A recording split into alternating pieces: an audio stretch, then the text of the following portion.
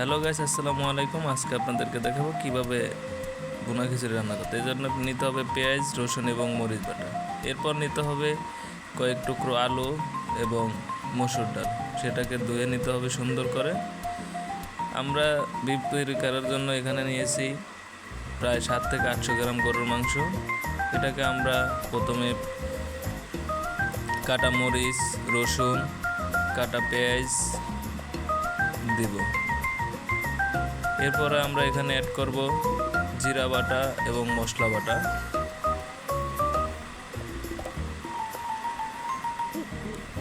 সাথে আমরা আরও অ্যাড করে দেব আদা রসুন বাটা 1 কাপ পরিমাণ এবং সামান্য পরিমাণে দিয়ে দেব লবণ পরিমাণ মতো দিতে হবে। এরপরে আমরা দিয়ে দেব পরিমাণ মতো হলুদের গুঁড়া এবং 3 চা চামচ হলুদের গুঁড়া দিয়েছি আমি এখানে, আপনারা কম বেশি করে নিতে পারবেন।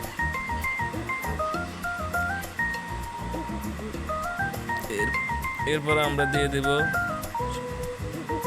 সম পরিমাণ মরিচের গুঁড়া। আপনারা চাইলে এটা টেস্ট করার পরও দিতে পারবেন, কোনো সমস্যা নেই, তবে ঝাল বুঝে আপনারা দিবেন।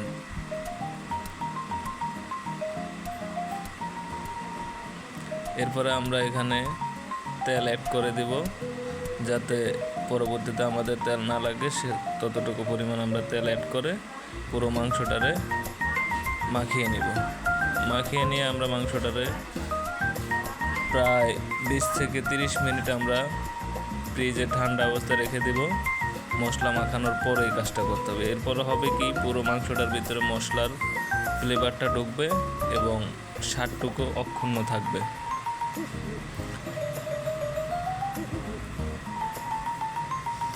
এরপর আপনারা অ্যাড করতে পারেন সামান্য পরিমাণ পানিটা অ্যাড করলে মাংসটা একটু থাকবে।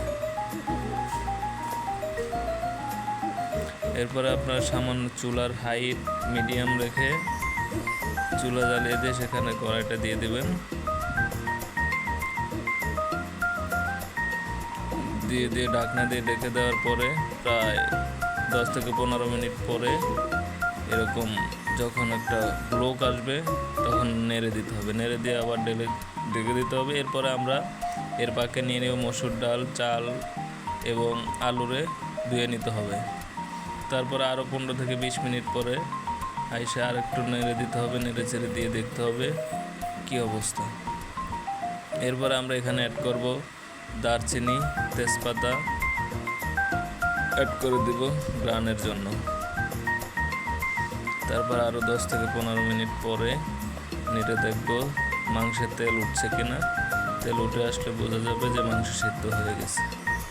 এখানে আমরা সামান্য পরিমাণ পানি অ্যাড করছি। এরপরে মাংস সিদ্ধ হওয়ার পরে আমরা চাল, ডাল এবং আলু অ্যাড করে দিব।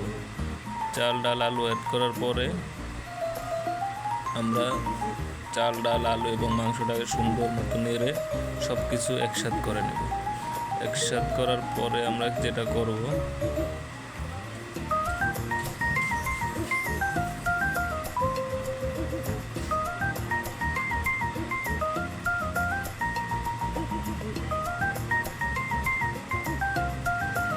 একসাথ করার পরে কিছুক্ষণের জন্য আমরা ঢাকনা দিয়ে এটাকে ঢেকে রাখতে হবে, যাতে পানিটা একটু শুকিয়ে যায়।